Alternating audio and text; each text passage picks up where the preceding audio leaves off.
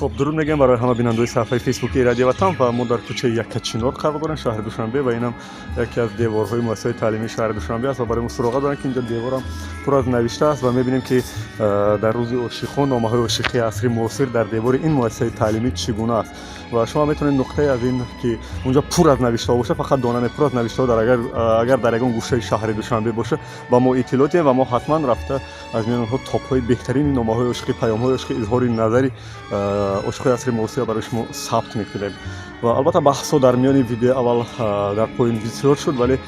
ما بودم این لایحه را ادامه میدیم چون نظر و اندیشه و بحثا در همه سن و سال در همه وقت گوناگون بود و بحث سالها در همه وقت خیلی مبرم بود بحث سن و سالی را در نظر داشتم.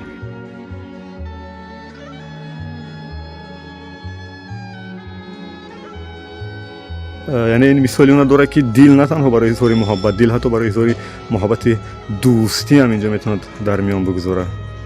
خب ببینید بچه عزیز من در این دیوار همگی تاپ 6 یافتم چون به خاطر که نوشته شده است بد بای یعنی تبلیغ کرده از بچه گنده ولی از اون لحاظ من این تاپی 6 میدونم چون بد بای با یک طرح زیبایی هنری و صنعت نوشته شده است. تصور کنید اینجا مثل اون میموند که چشمکی کدام خرگوشه که به ما نگاه داره بچه گنده گفت است ولی یک خرگوشه که تبسم کرده است و تصویر کرده برام اون که تاپ 6 که ما معاینه کردیم از این دیوار همین است.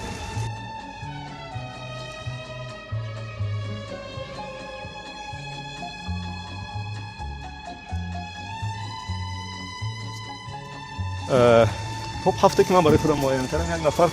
با زودروز تبریک کرده است نفر دیگر را هپی بیرثدی و با چی خاطر من میخوام که یکی از تاپ 7 بدونم به خاطر که بیرثدی یعنی ببین خیلی شکل کوتاه است یعنی نشان این است که جوانای امروز خیلی جوانی با سرعت هم با زندگی با سرعت جهانی تکنولوژی برابر شدن و اصلا دیگه نامه‌هاشون خیلی کوتاه می‌نویسن بیرثدی و حتی نامه‌های تبریکاتشون در طریق دیوار و امیدهای کوچه شهر می‌نویسن و سراغش هستن love you ولی love you our city ناش حتی تاریخی رو داشت که نفر که روز داشت 1 سپتامبر 2018 from ناز سراغش هم نیست و اینش برای من عجیب است که از 18 پلوس یعنی من اینا برای خودم یعنی اظهار محبت نامه عشقی و تبریکاتی برای 14 فوریه تاپ 7 میدونم که در دیوار که از مؤسسه شهر دوشنبه میبینیم ادامه میتیم بازم.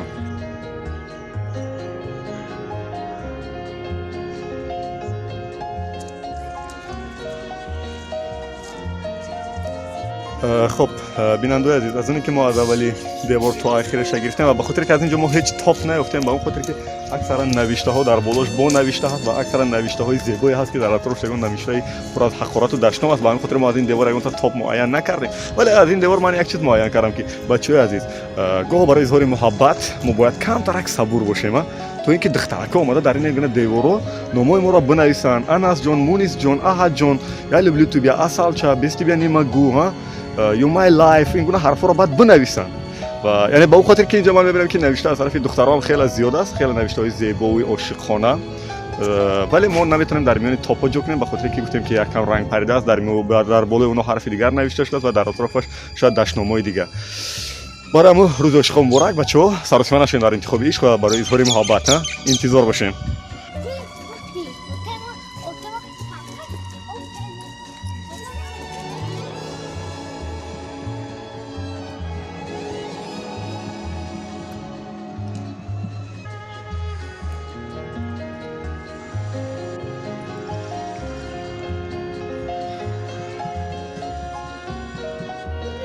خب بیننده عزیز صفحه فیسبوکی رادیو وطن تاپ 8 که من برای خودم معین میکنم همینجا نوشته شده است و ببینید که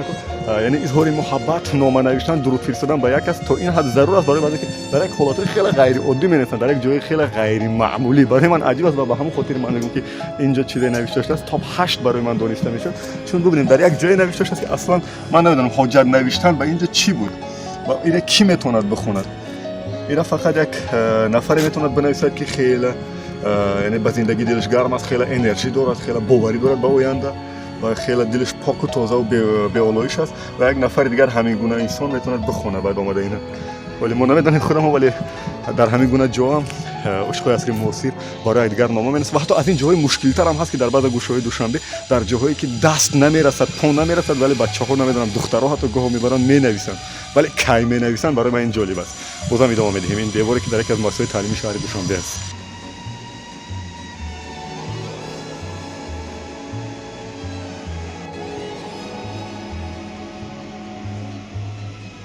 خب برای امروز من از این مؤسسه تعلیمی که در یک دیوارهاش این گونه نامه‌های عاشقی و پیام و درود دوستی عاشقای عصر معاصر زیاد بود و ما در لایحه عاشقان عصر معاصر از اینجا 3 تاپ یافتیم که اکنون ما به تاپ 8 رسیدیم و برای تاپ‌های بعدی را معین کردن، برای 6 تاپ بعدی را معین کردن شما میتونین برای ما اطلاع بدین که در کدام گوشه دوشنبه همین دیوار یا که کوچه پس کوچه تنگ کوچه است که عاشقای عصر معاصر سخنان پر از لطف و مهربانی با انرژی و کریاتیو گفتن ما بریم از اون ثبت کنیم تا اینکه 6 تاپ بعدی را برای خودمون معین کنیم. خب اینجا هست حتی دیواری که ببینید پیتوب چقدر زیاد است. این پیتوبی که در این دیوار هم نصب شده است و این لایحه را ما ادامه میدیم. با صفحه رادیو وطن در فیسبوک مونید.